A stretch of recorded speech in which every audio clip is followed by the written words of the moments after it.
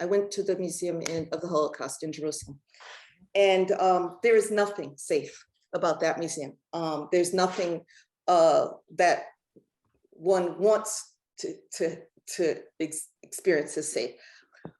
And I wonder, and I'm thinking about the Emmett Till exhibit. I'm thinking about the Museum of Lynching in I think it's in Alabama, right? Or is it Mississippi?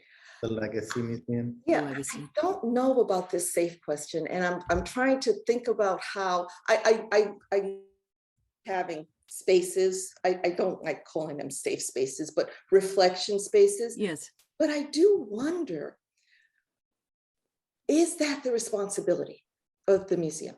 Yes. Okay, so, and I'm not dodging the question. I'm not challenging it.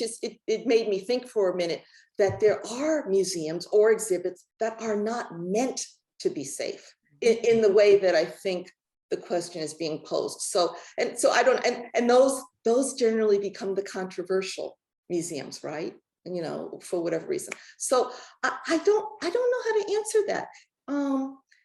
So I don't know. I'd like to hear, and I'd like to hear from Ben, because I'm wondering if you have some insights on this. Yeah, thank you. I mean, I think you're absolutely right. It's in those museums that are presenting content that is going to draw really strong emotional and intellectual reactions, where creating space for those who want to opt in to process it, you know, can be really great. I mean, the examples I think of are when the Science Museum of Minnesota created the Race Are We So Different exhibition, they were very intentional about hiring staff to facilitate conversations with visitors as they were processing what they were encountering, which for, you know, many, especially white visitors, for the first time, they were encountering this concept that race is a social construct, not a biological reality, right?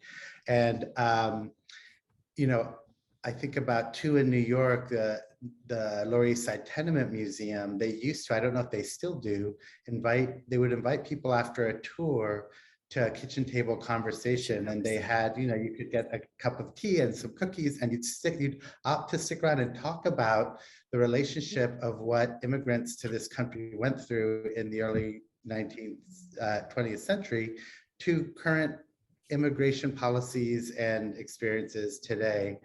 And then a slightly different one at the Rubin Museum in New York, which focuses on Nepalese and Eastern, mostly religious imagery. A colleague of ours, Don Eshelman, created this Dream Over program where you go and you sleep in front of a work of art.